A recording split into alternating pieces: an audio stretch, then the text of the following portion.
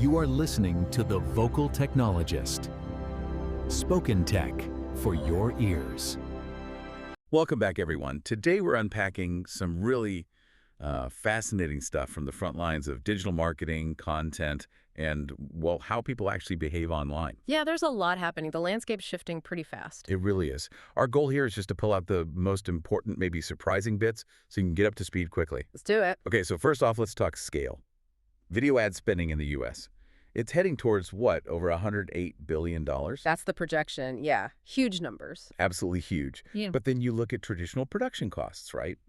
$500, maybe $20,000, sometimes even more for one video. Exactly. That's the bottleneck. How do you keep up? How do you compete when creating content costs that much? So what's the answer then? Well, there are some really interesting tools emerging, like Vdo, for instance. Vdo. Tell me more. Get this. It can generate a 5-second 1080p video using just 3 product images. Okay. And the cost, as little as 40 cents. 40 cents. Seriously. Seriously, think about it. 500 plus templates, AI sound, cinematic transitions. It's like having a rapid response creative team for pennies. Wow. That changes the economics completely. It does. It's not just saving money. It's about enabling hyper-personalized content, culturally specific stuff, at a speed you just couldn't manage before. Essential for scaling campaigns effectively. Okay, so video creation gets cheaper, faster. But speaking of AI, I saw something that honestly kind of surprised me.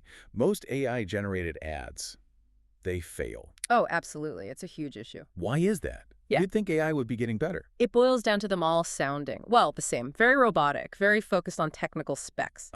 Okay. Not what people actually connect with. Exactly. They miss the why, the emotional connection. The result, you get maybe 11% brand recall. All that potential reach just gone because the AI doesn't have a unique voice. So you need, like, AI brand guidelines. Pretty much, you need a bulletproof brand voice for your AI. Yeah. Clear guardrails, reusable prompts. Makes sense. How do you build that? You start by feeding it only high-quality, on-brand examples. Clean up your training data, get rid of the generic stuff. Right. Garbage in, garbage out. Precisely. And use techniques like RAG retrieval augmented generation that helps keep it accurate, pulling from pre-approved info, stops it from just making things up. Those AI hallucinations. Yeah, avoids those. And then you need quality control. Automation helps, but you still need that human review layer. It's crucial. Got it. Okay, let's switch gears a bit. Consumer habits. They're always changing, aren't they? Constantly. Take luxury shoppers on TikTok. Apparently, 7 out of 10 have spent over like $1,300 on one fashion item after seeing it there. That's right. And it's often peer content, user-generated stuff, or creator videos driving it. And here's the really interesting part, I thought.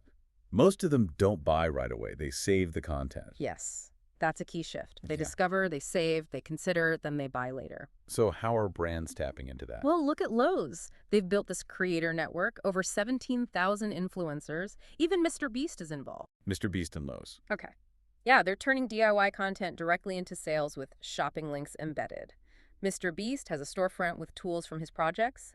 Lowe's is his exclusive partner for Beast Games Season 2. Smart. Meeting Gen Z and millennials where they are. Exactly. Leveraging that discovery and save for later behavior. Okay, another thing. Yeah. This whole brand safety issue with news websites, companies pulling ads because they're next to negative news. Right. That's been a standard practice for a while. But the research seems to say it doesn't really matter. Ads next to bad news perform just as well. Yeah, that's what studies are showing. A lot of the ad blocking comes down to, frankly, outdated or overly broad keyword lists. Fear rather than data. So advertisers are potentially missing out on good inventory. Tons of it. Engaged audiences on reputable news sites just avoided because of these old fears. It's a real opportunity for smarter advertisers. Okay, so be smarter about placement. What about just getting found in the first place, like, say, on Instagram?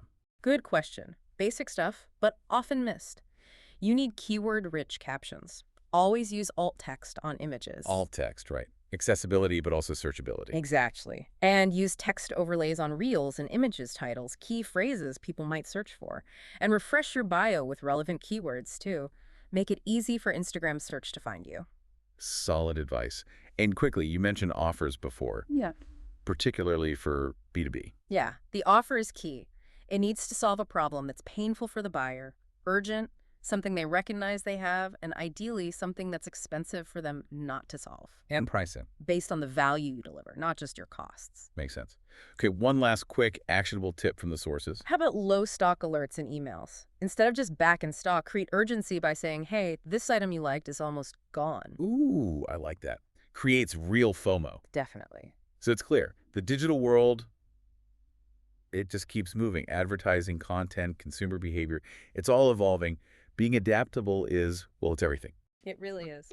So the question for you listening is, with all these shifts and these new tools, how are you going to use technology and understand these changing habits to make content that actually connects, that truly stands out from all the noise?